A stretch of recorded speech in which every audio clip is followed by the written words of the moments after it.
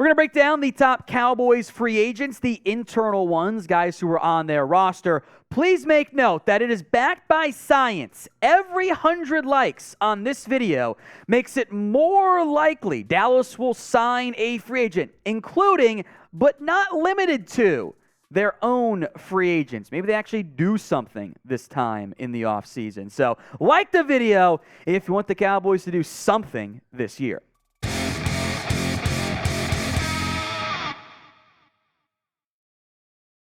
This is the Cowboys Report. I am Tom Downey. We're breaking down the entire group of Cowboys free agents. Every player set to hit unrestricted or restricted free agency. We'll kind of whip through them all pretty quick. There are a decent amount, beginning with maybe the best player the Cowboys could lose this offseason. That's Tony Pollard, the 1,000-yard rusher who brings the limited amount of speed that exists on this roster. He is a free agent. And the Cowboys have a decision. Do they pay it back again and potentially regret it? Do they tag Tony Pollard but have a big cap hit for 1 year of a back, at least for now? Or do they let him walk and get maybe a third or fourth round pick back? What would you guys do with the electric Pollard? P for pay, T for tag, or W for let walk? Head down to the comment section and let me know what you would choose to do if you were the Jones boys.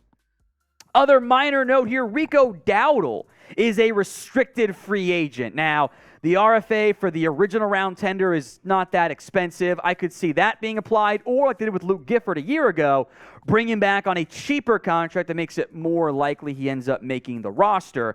If Pollard and Dowdle don't return, that leaves Malik Davis and maybe Zeke. We've had our cut candidate conversation already. The running back group at least has the potential to look very different come the start of the 2023 season. Next up is Dalton Schultz. He was franchise tagged last year by the Cowboys, but I would much rather tag Pollard at a cheaper cost than the second tag for Schultz. Injury's a big factor there. Got nicked up a little bit, but most importantly, he did not play well without Dak Prescott at quarterback. I think Schultz is an Austin Hooper type. When he had his quarterback, his good one, Matt Ryan, had great production. Without him, wasn't as good. I am okay letting Schultz leave because I don't want to pay a good player, maybe even a very good player, but I think good, great top-end money because he might get $12 million a year. That's too much for me for a reliable but not dynamic tight end option. Donovan Wilson emerged as one of the better safeties on this Cowboys team. Kind of had a quiet last year, was banged up, stayed more healthy than he has in recent years, and played like it as well. 101 tackles. The Cowboys have Jaron Kearse, Malik Hooker under contract this year, Marquise Bell, Israel Mukuamu back too. They don't have to keep Donovan Wilson, but I would like to keep him if I could. So who do you think of all the available free agents is the number one free agent the Cowboys must keep? Let me know in the comment section at the pinned comment on today's video. So if an ad break comes here on YouTube, take advantage of it. Head down there and let me know. Terence Steele is a restricted free agent by virtue of being an undrafted free agent. His contract already expired. Will not hit the actual open market. So the Cowboys, with Steele coming off an injury, can apply the tender, whether it be it first round, second round. First look about $6 million there. Is he healthy? I do know that Steele, I'm pretty sure this is the case. He's already had his, I know he's already in the rehab process, so seems like he's on a good path. Hopefully better than Michael Gallup, but that might turn people off from last year. The injury makes things dicey, but Steele has really come along as a UDFA. It was one of the better undrafted pickups in recent memory for Dallas. Connor McGovern, the guard, is also a free agent. I'm going to bring him back on a cheap deal. I didn't think he was that great. I had to point to one weak point on the offensive line. I think it was once again McGovern for the Dallas Cowboys. But as a fifth option, it's not that bad in the end. We'll see if Jason Peters sticks around, as he is now very, very old. We'll see if he wants to keep playing football. Injuries kind of caught up to him again. I don't know how much more his body can really withstand at this point. I need to keep an eye out for. Also, Aviante Collins has come along kind of decently for Dallas, was a former Viking. He is a free agent. He's been in the NFL long enough to be a free agent. I think he's actually 29 years old. I think he surpassed Josh Ball. I think Dallas would like to bring him back as a free agent to at least give them another option in terms of like offensive lineman 8, 9, whatever. But between McGovern, Collins, Steele, and Peters, those are 4 offensive linemen who at least played big backup roles for you this past year. And remember, Collins, when they went with the heavy offensive line package, he was the one who came out there in the final playoff game, not Josh Ball. The Cowboys Report is sponsored by Athletic Greens. I take AG1 by Athletic Greens literally every day. Get comprehensive and convenient daily nutrition at athleticgreens.com/chatsports. I gave AG1 a try because I wanted better gut health and a supplement that actually tastes great. I take AG1 in the morning and it makes me feel prepared to take on my day. Once I've got baby Olivia set up with her breakfast, I make my AG1. I don't feel the need for caffeine in the morning anymore, and I feel energized throughout the day. Plus, AG1 empowers the body for empowers the gut for whole body health, Covering my nutritional base for the day literally couldn't be any easier, which is why I trust Athletic Greens. I mix 1 small scoop of AG1 with water or apple juice some mornings and take it first thing. Done just like that, and I like that it costs less than $3 a day. It's pretty good, if you ask me. It's a really effective daily habit with the highest quality sourced ingredients. It's a win-win. If a comprehensive solution is what you need from your supplement routine, then Athletic Greens is giving you a free 1-year supply of vitamin D and 5 free travel packs with your first purchase. Go to athleticgreens.com/chatsports. That's athleticgreens.com/chatsports. Check it out, folks. The link is in the comment section and the description of today's show. It's athleticgreens.com/chatsports. Moving on in our free agency list, one of the bigger defensive pieces available, or potentially available, Leighton Vander Esch, the linebacker who I thought played really well this year. I think he benefits from the supporting cast, and like a lot of linebackers do, I maintain that linebackers at times can be similar to the running backs of your defense. Not always the same, especially if they can blitz and whatnot. But Vander Esch looked more like rookie year LVE than we've seen in a very long time. And that's a big deal for me because the other linebacking core is not stabilized. Damone Clark had shown some flashes, never quite took that next step breakout I was hoping for. Jabril Cox, the Cowboys took #Cox out too literally, wasn't getting on the field. Anthony Barr, I will talk about him in a minute. You're thin if you lose LVE. But with his injury history and consistent play over his career, how much you pay him is tricky. So what is the most you would pay Leighton Vander Esch per year? Let me know in the comments section what the most you'd pay LVE per year is. Anthony Barr, a free agency pickup. They signed him in training camp, so it's not really counting it. We need to go side to side. It wasn't there. I think that the decline is there for Anthony Barr. If he wants to sign a 1-year vet min, sure, but I'd rather look elsewhere. Luke Gifford, meanwhile, is at minimum a nice special teams contributor for you.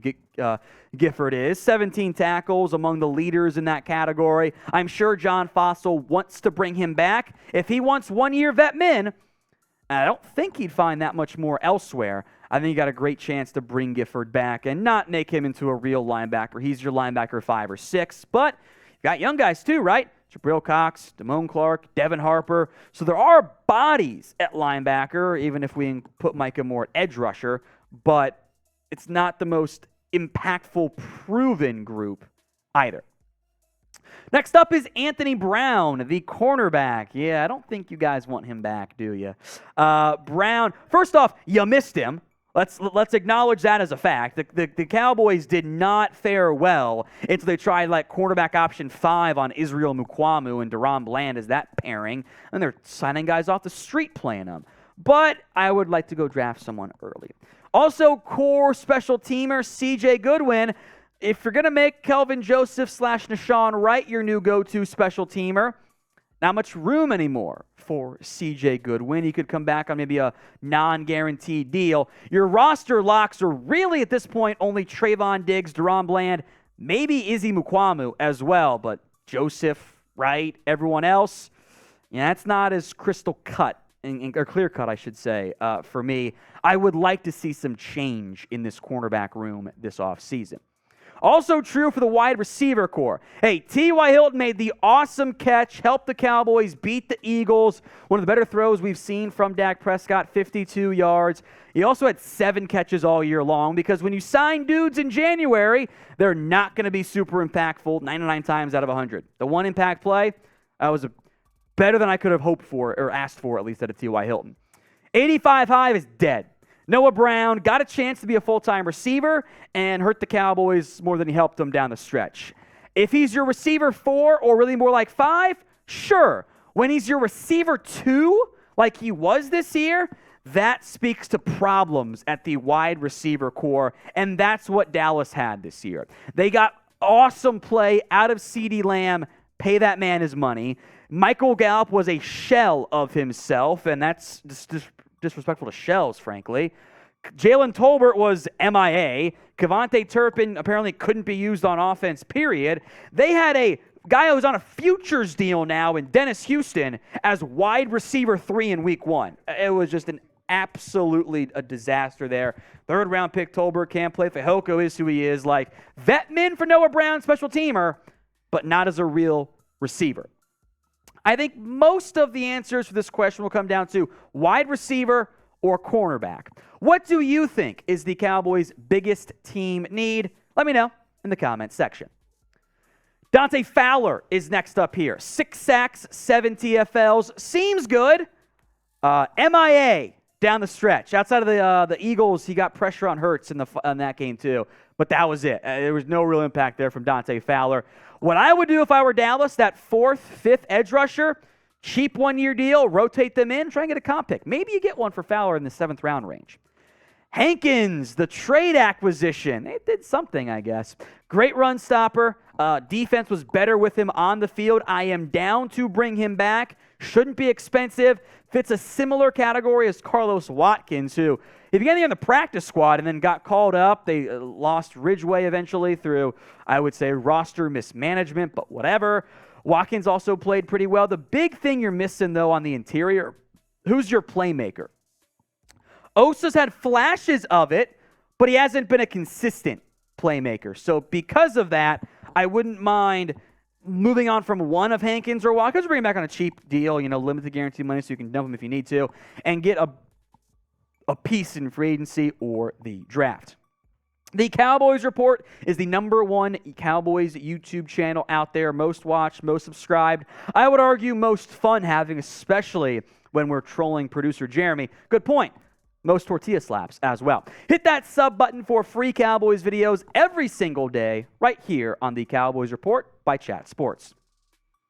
Cooper Rush, a.k.a. Jeremy's favorite quarterback, next up here. I would not be surprised if Rush ends up leaving in free agency. This is his chance to get paid. He had great success relative to expectations as the backup quarterback. If he can get a little bit of better money elsewhere, he should go do it. If he comes back cheap, I'm fine with that too, because we've seen he can help the team survive without their franchise QB. Let's go to special teams. Oh, what do you do with, well, he became maybe Maher down the stretch. Issues against the Commanders, against the Bucks, and briefly against the Niners as well. I'm not sure what the Cowboys will end up doing with Brett Maher. Sounds like they might move on. If they do, follow the same path. Don't spend a premium pick on Cade York, who wasn't even that good this year, or a similar kicker. He wasn't that great. Look at Maher outplayed Cade York, Jeremy. And then you can invest elsewhere. You can go the UDFA route. Go cheap free agent. Don't overpay kickers. I'm also curious what ends up happening with Jake McQuaid and your long snappers. Both Jake McQuaid and Matt Overton are free agents. McQuaid got hurt, missed most of the year. Overton comes and had a rough snap early on. The first snap led to a Maher miss, was not his fault. And then he was kind of settled in there. So I trust Bones Fossil. I will not pretend to know much of anything about the long snapper position because, well, they're long snappers. It's for the best when we don't know what their names actually are. When the Cowboys make moves, including internal re-signings, we will have you guys covered with a video. Hit that subscribe button, youtube.com/@CowboysTV. Free videos when you guys are subscribed.